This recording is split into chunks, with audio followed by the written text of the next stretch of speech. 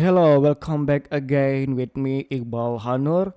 Seperti biasa, kali ini untuk video kita selanjutnya itu membahas berita terbaru yaitu dari analisa kita makroekonomi dan bagaimana pergerakan IHSG 2 bulan ke depan dan juga pergerakan Bitcoin serta emas sampai di akhir tahun ini.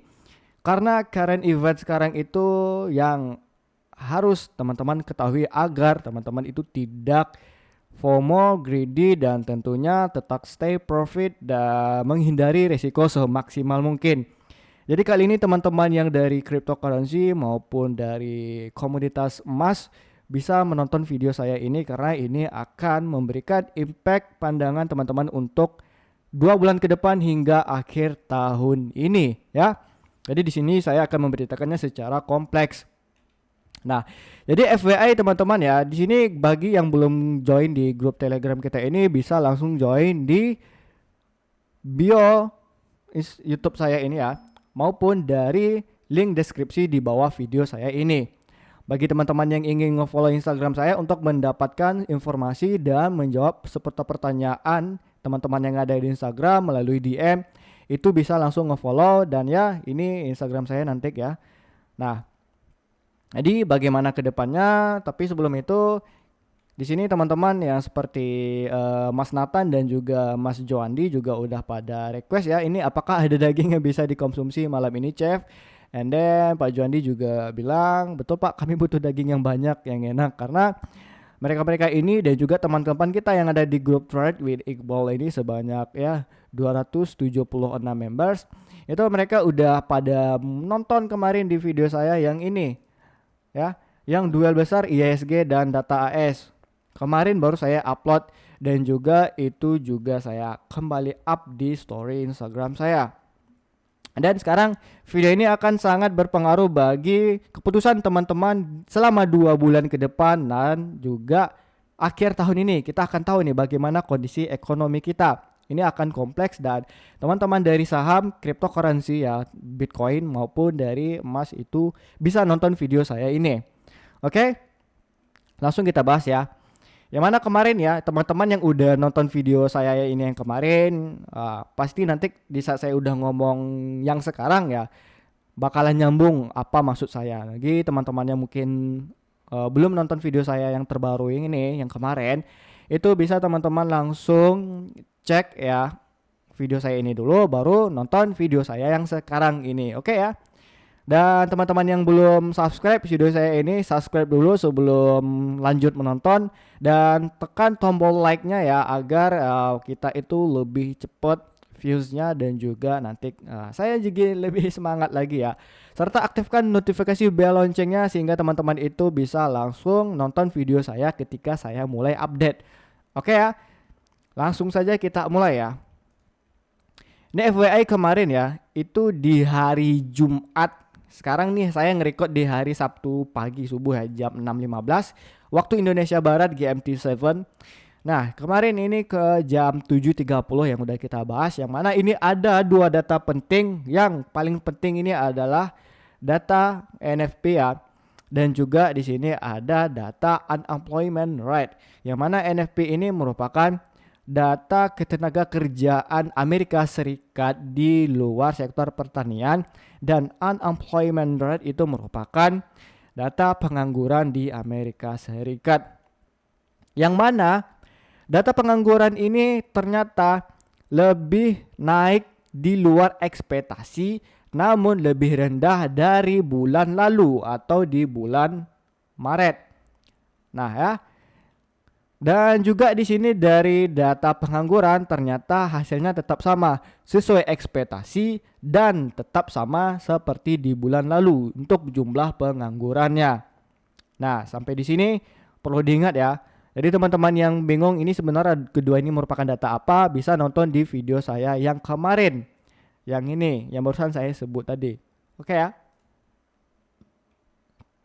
Nah, di sini actualnya di sini ada 177.000 forecastnya ya, atau sesuai proyeksi pasar sebelumnya sebelum data aslinya ini keluar itu 138.000. Dan di bulan sebelumnya ya, di bulan Maret itu 185.000. Kalau kita lihat di sini ya, dari bulan-bulan lalu ya, seperti di bulan nih April ya, ini Mei 2 untuk menunjukkan bulan ini di bulan Mei 2 itu menunjukkan di bulan April sebelumnya ya, ini tadi barusannya saya sebut. Terus untuk di bulan 4 April ya, yang itu menunjukkan di bulan Maret itu ditutup juga menguat di atas proyeksi dan lebih tinggi daripada sebelumnya di bulan Februari. Yang artinya di sini kan bervariasi nih. Nah, nanti di sini saya akan menjelaskan bagaimana arah dan bagaimana reaksi pasar itu. Nah, sebelumnya kita flashback ya. Ini di bulan April kemarin ya, di tanggal 4, yang mana data NFP untuk di bulan Maret kemarin itu ternyata melebihi ekspektasi pasar dan melebihi dari data di bulan lalu atau di bulan Februari. Yang ngebikin ini sangat-sangat good untuk USD. Namun ya, itu bad untuk pasar saham. Nah, tetapi kenapa emas ini naik, Bang? Nah, nanti saya jelasin lagi. Oke, di sini kita lihat ya. Tanggal ya, ini ingat ya, tanggal 4 April ya. Di sini datanya sangat-sangat bagus. Artinya di sini data ketenaga kerjaan di luar sektor pertanian itu lagi membaik. Yang artinya di situ tingkat inflasi juga membaik dan justru di luar ekspektasi. Yang artinya itu akan ngebikin the Fed itu semakin hawkish, mempertahankan atau bahkan menaikkan suku bunganya. Nah, nanti hawkish sama dovish nanti bakalan saya jelasin lagi. Oke. Di sini tanggal 4 April ya. Di sini juga saya kemarin, teman-teman yang udah nonton video saya sebelumnya udah pernah saya jelasin dan saya sedikit ulangi lagi. Nah, di tanggal 4 April kemarin ya. Nih. Mana nih? Tanggal 4 April. Nah, ya mana nih tadi nih? Oke, 4 April.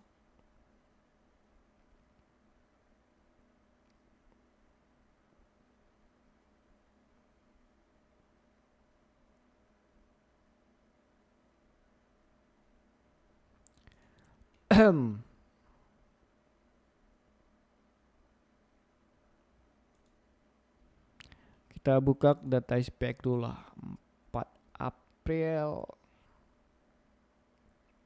Nah, karena kemarin 4 April itu merupakan sebuah data yang menunjukkan ini inflasi ini lagi tinggi nih. Jadi bukan berarti kayak wah ini good untuk USD itu merupakan bad untuk saham. Terus bad untuk USD itu juga merupakan bad untuk saham. Enggak seperti itu sebenarnya rumusnya. Karena kita membutuhkan juga data-data yang lain dan bagaimana perspektif investor itu seperti apa. Nah, misal ini saya kasih lagi ya. Ini 4 April kan ternyata nilai inflasi itu jauh lebih meningkat dari ekspektasi pasar dan juga itu lebih tinggi daripada sebelumnya.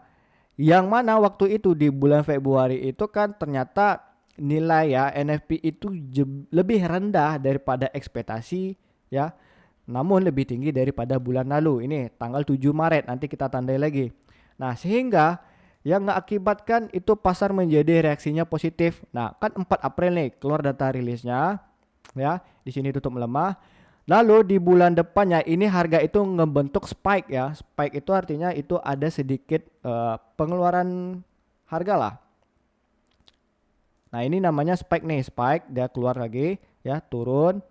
Terus dia melanjutkan lagi rilis untuk ke depannya. Yang artinya kenapa ini good untuk saham juga? Karena itu artinya di saat data-data Amerika tadi menunjukkan oh NFP-nya ini mulai melemah, sekarang udah mulai bagus, artinya udah mulai ada tanda-tanda itu sebuah perusahaan itu ngelakuin ya, dan juga masyarakatnya itu udah mulai konsumtif ya. Pertama, masyarakatnya itu juga udah mulai konsumtif, perusahaannya udah mulai ekspansi, juga udah mulai hiring karyawan. Akhirnya ya data-data seperti pekerjaan itu di Amerika udah mulai meningkat. That's why kenapa harga saham itu kemarin juga mulai meningkat. Karena data di bulan sebelumnya itu kan turun. Tiba-tiba ini naik di luar ekspektasi, itu yang ngebikin ya harga saham itu juga udah mulai naik. termasuk juga di IHSG kemarin. Nah, sini ya tanggal 4 April. Nah, di sini 4 April kan nggak ada nih karena puasa kemarin. Jadi di bulan 8 April dia ngedam karena sentimen gede kemarin ya. Udah saya bilang kemarin akhirnya harga tuh mulai show up bahkan bentuk gap up-nya. Nah, semoga sampai di sini teman-teman pada paham ya maksud saya. Jadi bukan berarti kayak rumusnya oh ini good. Nah, ini sepertinya lebih tinggi daripada ekspektasi bahwa ini menjadi sinyal positif untuk USD. Terus kalau misalnya lebih rendah daripada ekspektasi, itu lebih rendah daripada itu bakalan sinyal buruk untuk USD. Terus imbasnya ke saham dengan emas bakalan sama? Enggak. Kalau saham itu kita lebih perspektifnya lebih bagaimana ya kita mengumpulkan data sehingga itu menjadikan perspektif investor itu seperti apa. Tapi kalau untuk Demas dalam time frame waktu dekat itu baru akan berpengaruh ya. Karena itu kan kita ngelihat dari bagaimana kondisi daily hingga nantinya itu ke time frame seperti H4, H1 dan time frame 30 menit gitu. Untuk trader forex itu pasti tahu lah. Oke ya. Jadi itu ngebikin harga saham itu semakin naik dan itu yang ngebikin sebenarnya yang disukai oleh para Wall Street ya, para investor dan trader yang ada di Amerika sana, Wall Street. Nah, kenapa? Karena dengan adanya sinyal ya positif dari NFP ini ya yang kemarin itu di bulan Maret tanggal bulan April kemarin tanggal 4 ini ya yang melebihi ekspektasi. Mereka yang jadi berpikir kayak wah ini bagus ini NFP udah mulai bagus artinya peluang The Fed untuk memangkas suku bunganya itu hingga akhir tahun ini ya hingga di akhir tahun ini menjadi soft landing bukan hard landing. Di saat orang menggembor-gembor nih ini Amerika bakal resesi nih ini bakalan crash semuanya, akhirnya keluarlah data dari The Fed yang mengeluarkan ini sinyal positif untuk USD ini good ya dari NFP-nya ini sehingga investor para saham ini dan komoditas lain juga berpikir wah ini bagus nih artinya soft landing ya artinya perspektif atau perlakuan The Fed kepada para pelaku pasar itu untuk menurunkan suku bunganya itu lebih halus ya sehingga di saat penurunan suku bunga tadi ya yang jaraknya itu masih jauh itu bisa ngebikin dolar juga tidak semakin jatuh curam artinya itu tidak akan ada resesi jadi perlahan tuh turunnya tuh perlahan. Nah jadi tidak ada penekanan tiba-tiba untuk pemangkasan suku bunga ya karena kalau misalnya market itu tiba-tiba dovish atau market itu tiba-tiba hard landing ya hard namanya aja hard landing ya kayak pesawat ya itu lebih baik soft gitu kan tidak ada getaran tapi kalau misalnya hard bisa saja itu pesawatnya patah roda maupun kebakaran ya karena bakalan ada biasanya itu situasi darurat. Nah seperti itu yang dimaksud dengan soft landing dan hard landing. Jadi soft landing ini merupakan yang diharapkan sama Wall Street sekarang. Nah that's why kenapa kemarin data ini yang memang diharapkan NFP itu bagus gitu untuk di bulan April ini. That's why kenapa saham ya di SPX ini udah mulai rebound, tidak mulai terkoreksi atau lanjut terkoreksi karena kan kemarin beritanya digembor-gembor tuh. Jadi data NFP itulah yang memang diperlukan gitu. Jadi besok ke depannya dengan keadaan bulan Mei ini yang masih ketinggian ya.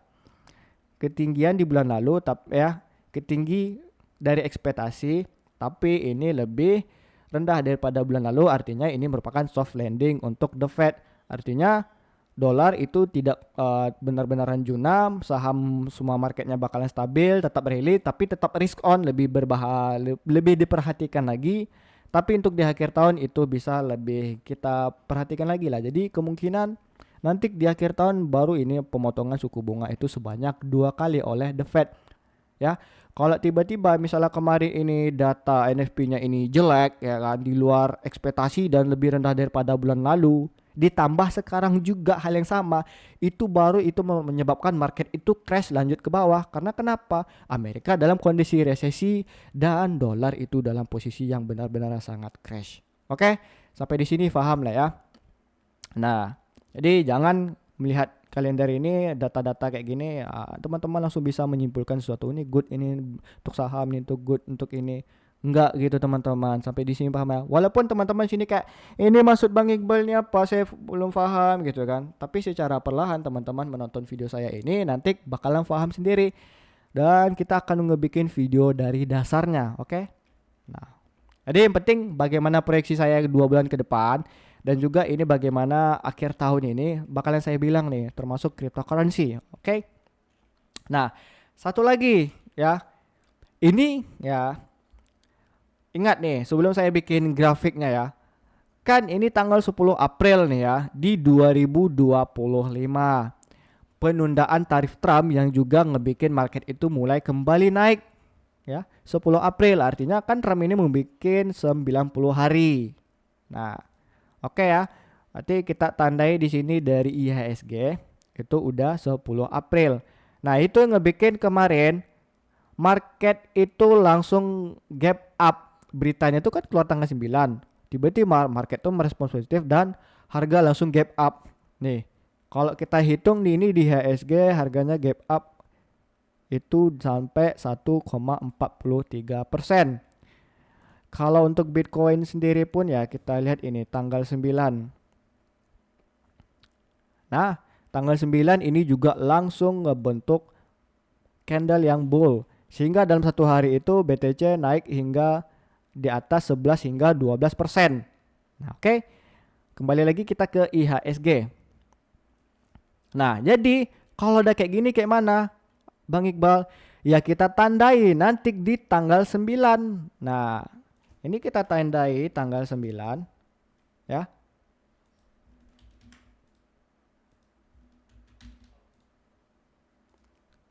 Nih, kita copy dulu nih. Oh, nggak mau dia bandel ya. Oke. Ini kita tandai tanggal 9 ya.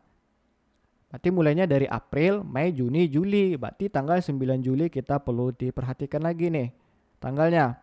Berarti itu di hari Kamis ataupun di hari, berarti ini hari Jumat sama Senin lagi libur ya. Oke. Di 10, ini Juni nih, bentar. Kita membutuhkan Juli. Nah, 9 Juli ya. Kita tandai dulu di sini warnanya warna merah. Jadi besok untuk video ISG kita ini nggak bakalan hapus ya sebagai pertanda teman-teman bahwa oh ini area yang udah ditandai sama Bang Iqbal gitu. Ini juga saya bikin titik-titik dulu lah biar teman-teman itu lebih enak lihatnya.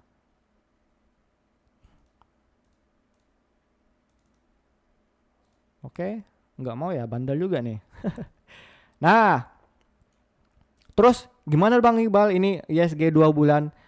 Nah, oke. Dengan keadaan the Fed ya, yang tadi itu masih hawkish ya, yang masih mendukung untuk mempertahankan suku bunganya, bukan dovish yang berpotensi untuk menurunkan suku bunganya, berarti bukan dovish ya, tapi ini hawkish. Dan juga ditambah ini the Fed itu pengen soft landing untuk menurunkan suku bunganya di akhir tahun nanti ya, dengan lembut yang udah saya bilang tadi, yang artinya ini akan menjadi sebuah risk ya, sebuah middle risk atau risiko menengah bagi saham selama 1 tahun ini atau di akhir tahun nanti, sekitar ya masuk kuartal 4 lah, sekitar di bulan Oktober nanti gitu. September Oktober itu bisa diperhatikan. Yang penting ini 2 bulan nih, bentar lagi ya. Kalau udah kayak gini kondisinya nih, saya mendapatkan sebuah proyeksi tadi ya. Barusan saya ngecek palingan cuman semenit atau 2 menit saya udah dapat nih gambarannya. Kenapa? Nanti saya ceritakan. Nah, yang penting kita gambarin dulu deh. Nah, nanti ISG selama sebelum nanti di tanggal 9 Juli ya. Ini kan sekarang lagi masuk bulan Mei nih. Nah, ntar. Ini saya besarin dulu lah.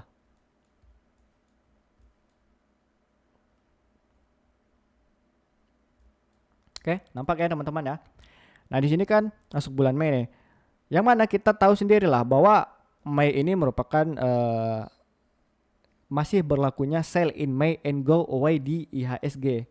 Oke, tapi kita backtest dulu lah untuk di tahun 2024 dan 2003. Jadi biar kita tahu bahwa seberapa besar impactnya Untuk di bulan Mei 2024 ini ya, mana nih?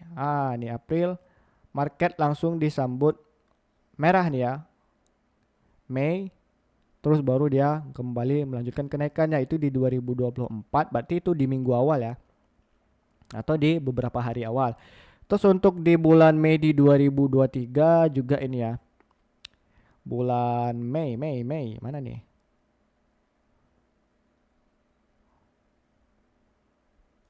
Nah, oke, ini di bulan Mei di 2023. Nah, Selasa ini juga mengalami penurunan ya. Panjang ini sampai 16 Mei, artinya udah setengah bulan, bahkan 1 bulan ini beres. Berarti 2023 ini beneran berlaku sell in May and go away. Oke? Hati-hatilah untuk teman-teman sekarang yang lagi menang beneran lagi riskan. Jadi proyeksi saya adalah untuk kedua bulan ISG besok adalah ini ISG kemungkinan besar ya, karena hari ini ditutup dengan posisi ntar. Lah ini kok banyak ini? Ntar. Oh, double ya teman-teman. Pantas lah. Yang saya hapus dulu.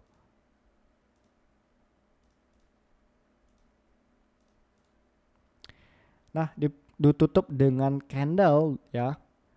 Hammer doji seperti ini ya, ini seperti saya bilang menjadikan sebuah pertanda bahwa harga bisa jadi untuk menunjukkan ini sebuah reversalnya.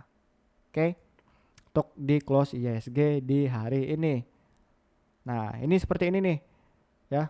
Hammer doji, besok ada bantuan lagi satu candle untuk up, itu baru besoknya lanjutin bullish, beres gitu pemantulan harga.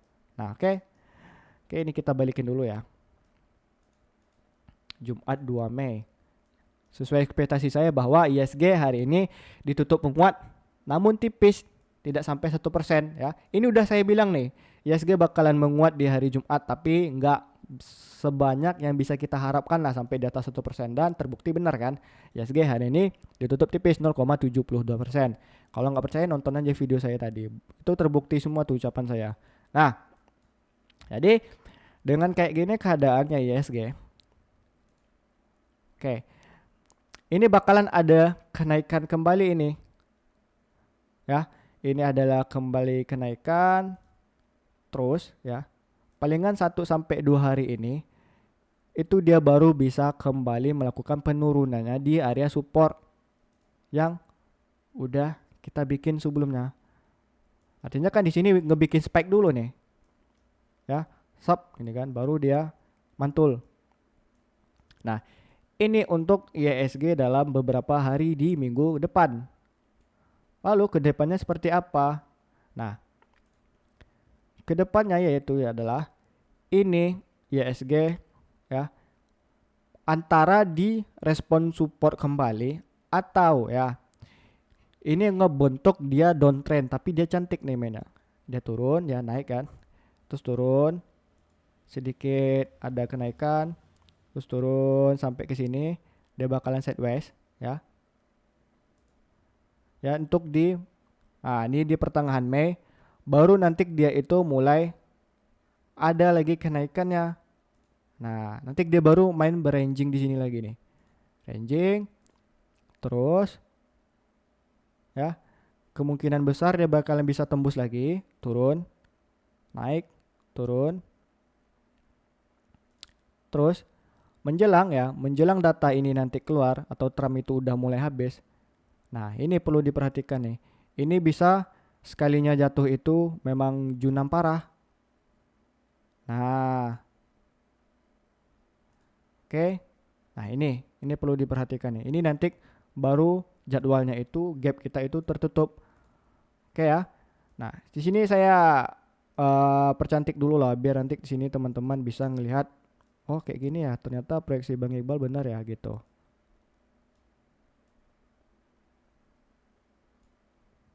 Nah, oke. Nah, nanti kayak gini nih, teman-teman. Nah, ini perlu diperhatikan. Kenapa saya bisa bilang seperti ini ya? Karena ya, Di sini kita tandai dulu deh. Ini merupakan area resistennya nih. Nah, ini kita bikin dulu lah kotak nih ya. Ini kita tandain dengan warna merah. Ini kita merah. Dan sini kita membuat tanda namanya nih. Ini kita hapus dulu lah ya. Karena ini benar ngeganggu juga nih. Kita bikin nih namanya nih. Apa namanya? Itu namanya RBD. Oke, ini namanya RBD. Apa tuh RBD bang? Demam berdarah. Enggak. RBD itu adalah merupakan relay base drop. Nah, oke, di sini kita percantik dulu lah. Nah, ini kegedean nih. Relay base drop itu apa? Bang Iqbal gitu kan. Relay base drop itu adalah ketika harga itu relay ya mengalami kenaikan. Lalu, nah, oke, ntar. Ini saya bikin kuas dulu deh. Harga mengalami kenaikan ya. Terus harga itu tertahan atau ngebentuk ranging maupun sideways ya. Seperti yang udah saya bikin ini, baru dia tuh mengalami penurunan lagi drop. Nah, itu baru namanya RBD. Terus kalau temannya RBD ini apa? Yaitu ada namanya RBR atau Rally Based Ready. Jadi dia rally ya, mengalami kenaikan, dia itu membentuk sideways atau ranging, itu baru melanjutkan kenaikannya lagi. Itu baru namanya RBR. Kalau ini Rally Based Drop. Kok Bang Iqbal yakin seperti ini ya RBD bukannya RBR ya, Rally Based Rally? Karena kita bisa melihat polanya itu. Nah, ini udah pernah saya bilang ya. Kejadiannya itu pada tahun 2024 kemarin. Nah, kemarin ini ngebentuk gap kan di tanggal 27 Juni 2024. Lalu setelah dia ngebentuk ya, nih. Ini relay. Nih, ntar. Ini harga relay ya. Terus ini ngebentuk gap, naik, habisnya dia bentuk ini base konsolidasi. Nah, atau base ranging. Setelah itu dia drop harganya itu walaupun tidak sempat menutupin gap areanya ini. Hanya menutupin body di candle 24 Juni, bukan menutupin candle ya di body upper di tanggal 20 Juni ini. Nah, ini waktu carry trade yang pernah udah saya jelasin kemarin. Carry trade itu apa bang? Nanti kita bikin lagi lah videonya. Kalau memang teman-teman ini pengen mau, bisa langsung di kolom komentar ini. Itu akan menjadi pola yang sama nanti di IHSG ini.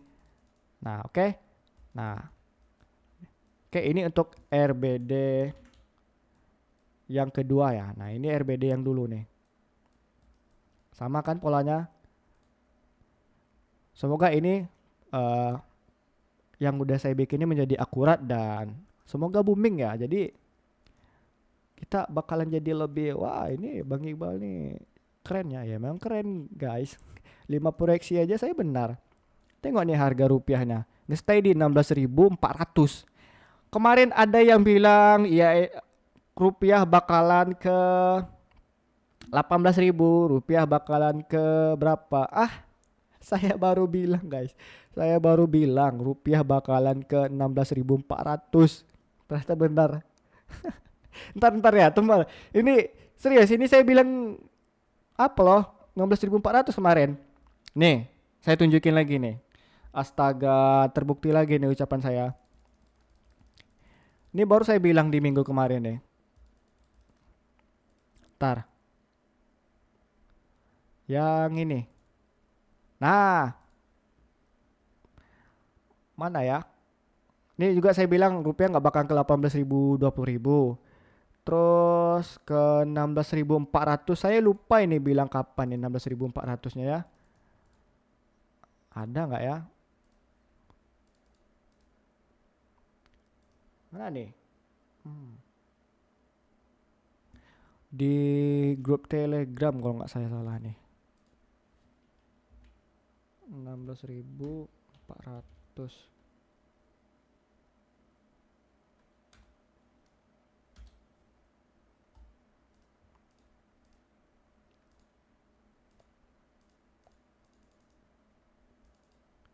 Pokoknya saya pernah bilang lah, ini nggak di Telegram, nanti kalau jumpa saya up lagi lah ya. And then ternyata terbukti benar kan, ketutup. Waktu itu saya proyeksinya sampai nutupin gapnya aja lah di 16.550 dan sekarang 16.429. Kan saya udah bilang, ketika proyeksi saya itu menyentuh, harga langsung jatuh ke bawah. Ya, ingat. Rupiah 17.000, sekarang udah 16.400. Nge-stay. Emas ketika antam menyentuh 2 juta langsung jatuh turun. And then saya terbukti benar lagi. Nih, bagi teman-teman yang mungkin baru nonton saya, ini bisa cek ya di postingan saya paling terbaru nih di IG ini. Nah, ini teman-teman bisa baca nih. Ya. Oke. Kembali lagi untuk bagaimana pergerakan IHSG saya. Nah, jadi perlu berhati-hati lagi untuk IHSG ke depannya. Di sini kita bikin lagi ya. Ini antara dua nih IHSG bakalan nutup di harga 16.000 di 6.588 atau di 6.538. Nah, itu untuk IHSG ke depannya. Polanya akan seperti ini ya, oke? Nah, terus Bitcoin seperti apa, Bang? Nah, ini Bitcoin kita perlu diperhatikan lagi lah. Ini sulit untuk di tahun ini sebenarnya Bitcoin untuk menembus all time high-nya kembali. Ya. Ini ya, kita bisa lihat kembali lah. Ini merupakan bisa menjadi itu mirip ke really base drop sampai nanti di bulan ya 9 atau 10 Aprilnya kembali sama seperti di IHSG tadi di 9 Juli. Nah, ini merupakan area yang perlu diperhatikan oleh kembali di Bitcoin. Nah, oke ya. Jadi kalau misalnya ini ya, ini ranging nih Bitcoin susah lagi untuk rally karena nggak ada lagi sentimen yang ngebikin Bitcoin tuh masif. Ini kan udah sulit bergerak nih ya, udah kebentuk dia blok lagi. Ini kedepannya dia bakalan bentuk blok. Kalaupun kuat ini bisa ke 102, tapi nggak bisa ngebentuk new all time high-nya lagi ya untuk di tahun ini. Karena nanti pas Trumpnya udah mulai tarif impor lagi, itu bisa kembali jatuh ke 92.000 hingga ya di 86.000 itu untuk Bitcoin. Jadi untuk di tahun ini sangat sulit untuk Bitcoin membentuk new all time high. Kalaupun udah turun misalnya kan, kelamaan the Fed tuh mangkas suku bunga, ya ini bakalan ranging lagi sini. Tahun depan lah ini baru bisa ngebentuk new all time high lagi. Even ya ini kembali lagi. Kalau Pakistan sama India itu beneran tidak jadi perang, kan sekarang lagi memanas tuh Pakistan versus India. Nah, nih di ambang perang nuklir. Ini saya bilang hati-hati. Kalau terjadi perang nih ya, mereka ini walaupun tidak terlalu besar skalanya, itu market itu larinya kemana? Tentunya market akan larinya ke emas. Nah, oke. Dan ini proyeksi saya juga ini. Harga emas akan kedepannya bakalan cenderung lebih bertahan di sini sampai besok tarif Trump itu seperti apa dan tentunya perlu diwanti-wanti lagi ya untuk Pakistan dan India nanti. Kalau itu benar kejadian tentunya emas sesuai proyeksi saya nih. Saya bikin di sini itu bagi saya ya. Ini proyeksi saya kembali ini emas kedepannya akan membentuk di harga 3.800. Ini target saya di akhir tahun ini. Cuman mau gimana lagi kan? Ini lagi berat pula nih masalah perang nih. Ini untuk ngebentuk new all time high di emas ya. Nah. Oke, itu untuk emas ya. Jadi kalau untuk dalam menjelang tarif Trump ini tentunya sulit sebenarnya untuk emas kembali membentuk new all time high lagi kalau nggak ada sentimen gedenya. Jadi dia bakalan sideways. Bahkan ini bisa kembali turun ke 3.194 hingga 3.171 ya. Karena sentimen the Fed tadi yang orang jadi lebih mulai sedikit melupakan atau meninggalkan emas beralih ke pasar saham dan juga cryptocurrency maupun bond gitu. Oke, sampai di sini paham ya. Kita lihat DXY pun juga ini juga. Nah, kembali minus ya, masih downtrend panjang. Nah, ini kita tarik nih ya. Masih dalam fase downtrend yang panjang. Nah, itu. Oke, jadi teman-teman cryptocurrency lebih berhati-hati lagi untuk teman-teman yang berada di ISG. Juga harus berhati-hati lagi, dan juga untuk teman-teman yang emas, ya kita harus ngambil day trading lah. Untuk fisik bisa kita hold terus, dan untuk yang futures pasang itu ya namanya stop loss. Jangan sampai MC lah. Oke ya. Pasti teman-teman kaget nih. Ini Bang Iqbal ini ternyata nggak sesuai ekspektasi ya. Ya emang nggak sesuai ekspektasi kalian. Yang di luar tuh misalnya kayak hanya analisa teknikal, hanya baca laporan keuangan, kita udah sampai di sini titiknya. Dan ini 310 subscriber nih, semoga sebelum ulang tahun saya nanti di 10 Juli itu bisa tembus 1000 subs ya. Jadi kayak bisa nggak ya ini 10 Juli nanti di tahun ini, di 2025 saya bisa menyentuh sub saya ini 1000 subscriber. Bismillah ya, semoga kecapaian gitu. Jadi teman-teman tolong bantu share video saya ini, dan mungkin ada teman-teman yang lain yang punya temen juga yang bermain saham ya, invest trading saham ataupun cryptocurrency maupun emas. Langsung aja minta tolong subscribe dong abang kita satu ini, terus join di grup kita. Mungkin nanti dalam waktu sesekali saya akan ngebahas cryptocurrency dan juga emas maupun forex gitu. Karena saya juga sebagai trader maupun investor di cryptocurrency dan juga forex. Teman-teman bisa cek nih di BTC Crypto, saya udah beberapa kali juga ngebikin gold candle dan masuk top gainer harian. Terus di gold forex saya juga kemarin itu profit sekitar $7.000 atau 100 juta lebih gitu. Nah, nanti teman-teman bisa langsung cek ya di sini. Di highlightnya saya. Nah, ini kemarin terakhir 4.690 pips saya berhasil ya hold di all time high terbaru di gold. Nih 9.000 pips ya, hampir 10.000 pips saya kemarin nih profitnya, artinya hampir 160 juta. Dan juga di sini kemarin FYI saya belum TP tuh ya. Ingat ya teman-teman, saya belum TP tuh, saya masih hold loh. Terus juga ini kemarin mana nih ya? Saya ngeprediksi market Nasdaq itu juga. Nah, ini yang gold candle ini. Jadi saya juga trader dan investor cryptocurrency tapi lebih fokus ke saham gitu. Jadi sesekali kita bakalan bikin lah videonya untuk di YouTube ya. Tapi kalau untuk di Telegram kita all in fokus di saham. Cuma nanti di dalam sesekali saja itu ngebahas cryptocurrency maupun emas maupun forex gitu ya. Hanya sesekali saja. Di YouTube masih boleh lah kita bikin videonya itu lebih banyak. Oke, bantu channel saya ini berkembang. Oke ya teman-teman, tolong bantu saya ini juga di Telegram, nanti Instagram juga kalau memang teman-teman pengen mau dapat informasi lebih lanjut. Oke ya. Jadi semoga sampai di sini teman-teman itu memang mendapatkan sebuah informasi. Astaga, nggak sangka saya Bang Iqbal seperti ini. Tapi bagi saya itu biasa saja teman-teman. Yang penting teman-teman itu bisa profit konsisten, cuan maksimal, dan bisa minimalisir risiko jauh lebih ya, lebih jauh bisa minimalisir risikonya gitu. Oke ya. Seperti biasa saya ulangi lagi, jangan lupa subscribe YouTube channel saya ini dan thumbs ya, beri tombol like di video saya ini agar saya lebih semangat lagi dan cepatlah nembak ini algoritmanya. Saya nggak muluk-muluk lah, saya pengen ini YouTube saya ini lebih gede growingnya ya.